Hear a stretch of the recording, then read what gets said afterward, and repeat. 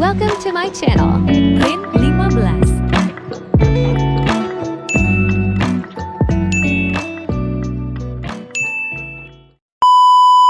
Bab 2. Lukane Lun. Ternyata yang mendatanginya adalah Anita, ibu tiri yang tidak pernah ia anggap. "Lun, bersiaplah, kita harus ke pesta malam ini," ucap Anita dengan senyum yang dibuat-buat. "Belum cukupkah kau membuang waktuku menunggu gadis jalan itu? Sekarang kau memintaku datang ke pesta? Apa kau memintaku cuti hanya untuk menyaksikan sandiwara ibu dan anak yang kamu buat ini?" Lun menatap Anita dengan tatapan tidak suka. Anita menghela napas. Tentu saja Lun terlihat menakutkan baginya. "Kamu harus ke pesta, Lun. Ini pesta yang penting. Aku tahu kamu membenciku, tapi aku sebagai ibu tidak akan membiarkanmu menolak hal ini. Jika kamu tidak ingin pergi, aku akan melaporkan kepada ayahmu. Kamu tahu sendiri, kalau ayahmu turun tangan, kau akan menyesal." Setelah mengatakan itu, Anita pergi tanpa rasa bersalah. Lun hanya bisa menurut setiap diancam menggunakan nama ayahnya. Sungguh, Lun paling malas berdebat dengan ayahnya. Lukane Lun, pria berumur 25 tahun yang akan menjadi pewaris ayahnya. Hubungan Lun dengan ayahnya tidak begitu akur sejak ayahnya menikah dengan Anita, ibu Ana. Tentu saja Lun kecewa dengan keputusan ayahnya, karena janji yang pernah ayahnya buat dengan mudah diingkari. Lun tidak pernah suka dengan kehadiran Anita, apalagi Anita malah membawa anak gadisnya ke rumahnya. Bagi Lun, Anita hanya wanita ular yang berusaha mendekati ayahnya hanya karena uang. Sejam telah berlalu. Ana menatap dirinya di depan cermin luas dari lemarinya. Gaun selutut model Sabrina berwarna merah yang kini melekat di tubuhnya begitu pas, sehingga lengkungan punggungnya terlihat seksi. Sejujurnya, Ana agak risih memakai gaun seperti ini.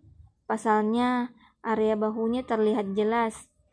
Ini pertama kalinya bagi Ana. Dia tidak punya pilihan lain memakai gaun ini karena beberapa gaun di lemarinya lebih terbuka dari gaun tersebut. Ada baju biasa yang tertutup, tapi Ana tidak mungkin memakai baju seperti itu ke pesta. Bahkan rambutnya sekarang terurai ke belakang, dengan jepit rambut yang menghiasi, memperlihatkan aura elegan dan polos. Wanita itu menuruni tangga karena ibunya pasti sudah menunggu di ruang tamu. Yang benar saja, ibu dan ayahnya sudah duduk menunggu di sofa.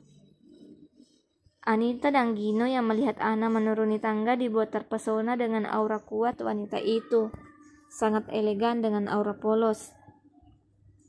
Dengan cepat, Anita melangkah menuju Ana. "Sayang, kamu terlihat sangat cantik malam ini," ucap Anita penuh rasa kagum. Ana tidak tahu apakah sekarang ibunya bersandiwara atau benar-benar kagum. Yang jelas, mulai sekarang Ana akan mengikuti alur, asalkan dirinya tidak dirugikan. Gino yang belum melihat kedatangan Lun mulai angkat bicara. Kenapa dia lemah sekali? Anita yang mengerti maksud suaminya berusaha menenangkan. Mungkin masih bersiap-siap. Ana tahu, pasti yang mereka maksud adalah kakak tirinya. Jujur saja, Ana sedikit deg-degan.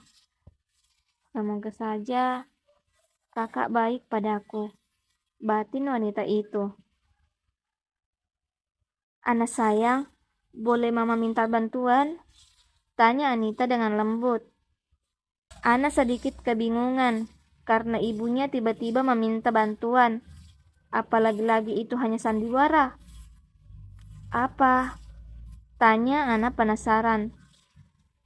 "Kamu belum pernah bertemu Lun. Jadi mama ingin kamu yang datang sendiri memanggilnya untuk ke pesta. Sekaligus kamu memperkenalkan diri. Beritahu saja bahwa kami sudah menunggu di bawah. Kamu sudah tahu kamarnya kan? Itu tuh, yang di dekat kamarmu." Kamu sempat melihatnya di balkon tadi saat Mama mengantarmu. Lun masih beradaptasi dengan kehadiran Mama, jadi Mama harap kamu bisa lebih akrab dengannya. Lagi pula kalian hanya beda 7 tahun. Anita menghela napas setelah perkataannya yang panjang lebar. Sejujurnya Ana malu jika harus maju sendirian untuk memperkenalkan dirinya. Lagian, dia tidak tahu Lun itu seperti apa.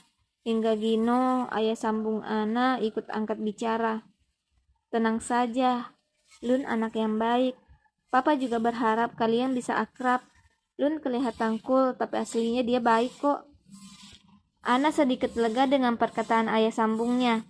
Wanita itu mengiyakan dan kembali ke lantai atas untuk memanggil Lun. Dalam hati Ana masih sedikit kesal kepada ibunya. Yang benar saja, saat melihat kamarnya, di dekat kamar itu terdapat kamar yang lebih luas. Ana tahu, itu pasti kamar Lun. Wanita itu melewati kamarnya dan menuju kamar Lun. Beberapa menit berdiri di depan pintu kamar, wanita itu menghela napas yang sudah ketiga kalinya. Karena terlalu gugup untuk mengetuk. Belum sempat ia mengetuk, pintu kamar itu malah terbuka, membuat Ana luar biasa terkejut. Mata mereka bertemu.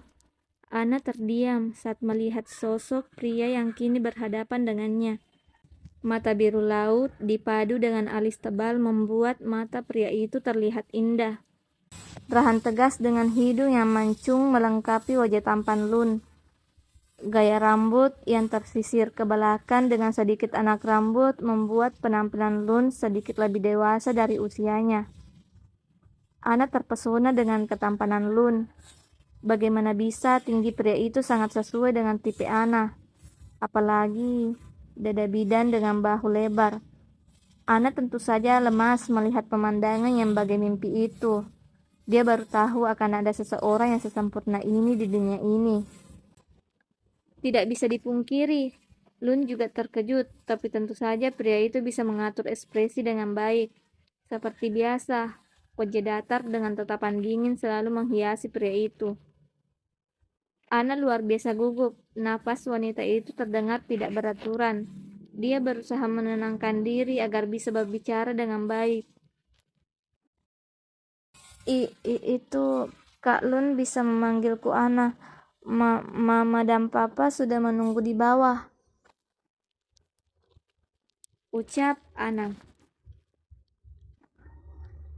Oh, jawab Lun singkat, padat, dan jelas. Lun melangkah pergi meninggalkan Ana setelah jawaban yang singkat itu. Pria itu tidak tertarik untuk berbicara dengan Ana, makanya dia memperlihatkan sikap cueknya. Ana tercengang melihat tingkah laku Lun. Padahal Ana sudah sangat gugup, tapi pria itu hanya menjawab 2 huruf saja. Kul yang dimaksud Papa Gino adalah ini? Dia sangat irit bicara, gumam Ana kesal. Ana berusaha mengejar langkah kaki Lun yang jenjang. Lun menuruni tangga dengan wajah datar. Tidak ada rasa tertarik bagi Lun untuk menghadiri pesta karena dia pikir itu hanya membuang waktunya yang begitu berharga. Anita yang melihat Lun turun berusaha menyambut dengan senyum manis. Wah, putra mama begitu tampan malam ini, ucap Anita menghampiri. Lun menatap tidak suka meski Anita sedang memujinya karena Lun tidak pernah suka dengan wanita itu. Dasar penjilat, umpat Lun dalam hati. Tentu saja Gino yang melihat ketidakramahan dalam diri Lun langsung angkat bicara. Lun, sampai kapan kamu mau bersikap seperti ini, ha? Dia sekarang adalah ibumu. Gino dibuat emosi. Lun sedikit terkekeh. Ibu? Pria itu berjalan mendekati Anita dengan ekspresi masih sama, yaitu datar. Aku tidak pernah memiliki ibu dengan modelan seperti ini. Gino yang mendengar perkataan Lun yang terdengar kasar mulai melayangkan tinju di pipi putranya. Adapun Ana terkejut karena menyaksikan hal itu. Bayangan masa lalu mulai muncul saat ayah Ana sering memukuli Ana dan ibunya, membuat wanita itu menjadi ketakutan. Ana mulai jongkok dengan tangan menutup telinganya. Anita yang sadar dengan kehadiran Ana langsung menghampiri putrinya dan memeluk Ana untuk menenangkannya. Tentu saja Anita tahu tentang trauma itu. Anita tahu Ana paling takut dengan kekerasan karena masa kecil yang dulunya bahagia perlahan menderita. Adapun Lun hanya diam setelah dipukul. Ekspresi wajahnya masih datar. Pukulan ini tidak seberapa dengan rasa sakit hatinya. Ayahnya yang dulu dikaguminya telah berubah seperti ini, membuat rasa kagum menjadi rasa benci.